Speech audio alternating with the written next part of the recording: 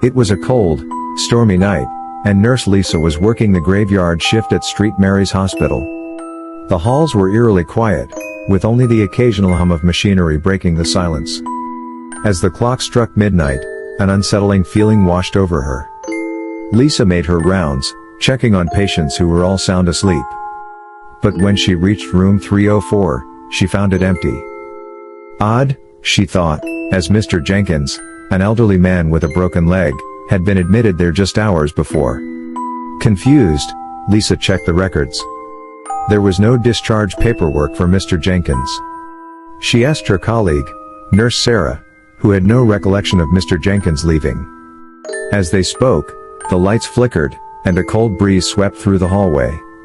Determined to solve the mystery, Lisa and Sarah headed back to room 304. As they approached, they heard faint whispers.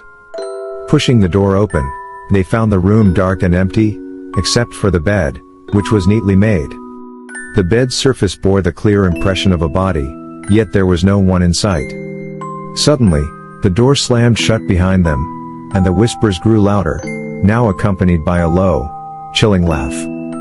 Panicking, they tried to open the door, but it wouldn't budge. The temperature dropped, and the shadows in the room seemed to move. Then, they saw it, a figure standing in the corner, shrouded in darkness. The figure stepped forward, revealing the gaunt face of Mr. Jenkins. Mr. Jenkins' eyes were hollow, his skin pale and cold. He spoke in a voice that echoed through the room, "You shouldn't have let me die alone." The words sent chills down their spines. Lisa remembered, Mr. Jenkins had been a lonely old man, admitted several times with no visitors. Mr. Jenkins had passed away in that very room a month ago. His spirit, restless and angry, now haunted room 304. The lights flickered again, and the whispers turned into agonizing screams. Lisa and Sarah screamed as the room was engulfed in darkness. When the lights came back on, they found themselves outside room 304, the door wide open. They rushed in, but the room was empty, the bed undisturbed. Hospital staff found Lisa and Sarah trembling in the hallway. They tried to explain what had happened, but no one believed them. Room 304 was sealed off, deemed cursed by the few who dared to speak of it. Years later, the legend of room 304 remains. New staff are warned, but some are curious.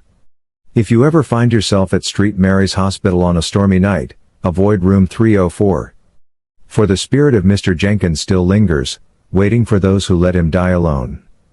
Thank you for joining us tonight. Sleep tight, if you can. And remember, some doors are better left closed.